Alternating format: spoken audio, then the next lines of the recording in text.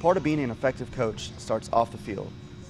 To become an effective coach, you must be organized. And this organization period starts the minute you receive your roster.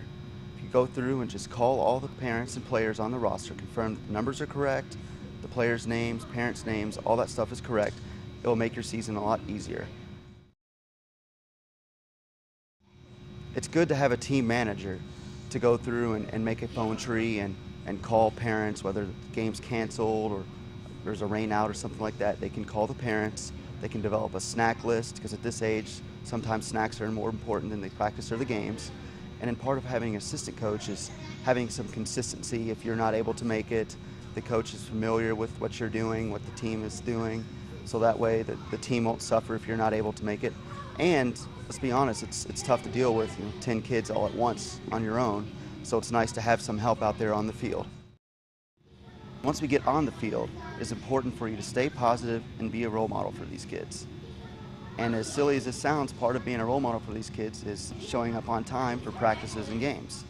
Because if they see you running late, then other parents may think, oh, well, if the coach isn't going to be here on time, then why do we have to be here on time? So it just sets a bad example for everyone involved. And also, it's very important, if a ref happens to make a bad call, it's going to happen. Don't explode on the ref and yell at his or her face in front of all the kids, as this can set a bad example for the kids. Also, part of being a role model is dressing properly.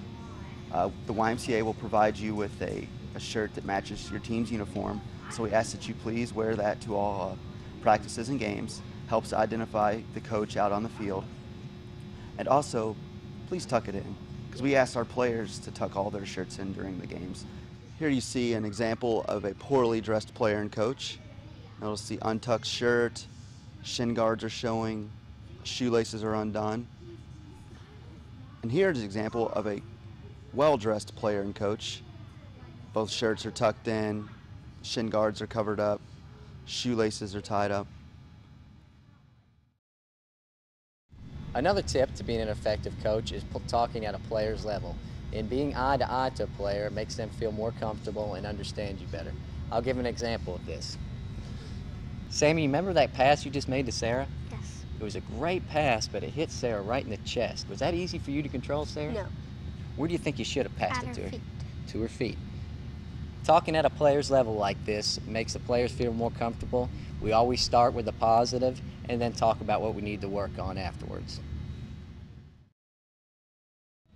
Something else that can help you to be an effective coach is minimizing the number of participants that we have in line. This is an example of a poorly run drill.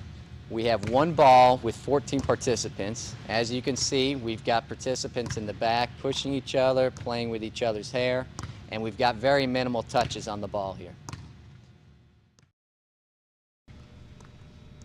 As opposed to the lines, here we have them doing the same drill in groups of two. They're getting far more touches on the ball and will help improve their chances for success. Another part of being an effective coach is utilizing your time well. Try having more frequent short water breaks. Good work, good work, good work. Slow, slow. All right, girls, we're gonna take a 30-second water break. Come back to me when you're finished.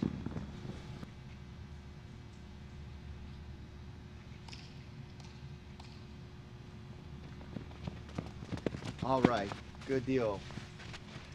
Longer water breaks can lead to lost time for both players and coaches. All right, nice work. Easy. All right, girls, we're gonna take a 5-minute water break, okay?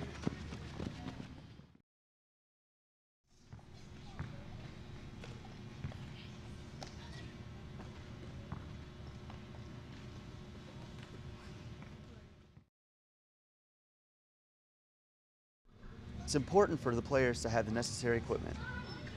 This equipment includes a fully inflated soccer ball, a water bottle, and shin guards. Now that we've talked about what a player needs, there are things that a coach needs to be effective. These include a plan, a well-organized one.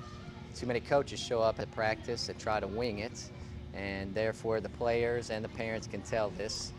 The second is the proper equipment. These include cones, balls, and to be properly dressed. If equipment is needed, you can check with your youth sports director.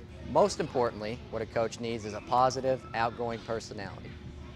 This will include having fun with the players on and off the field, as well as educating them.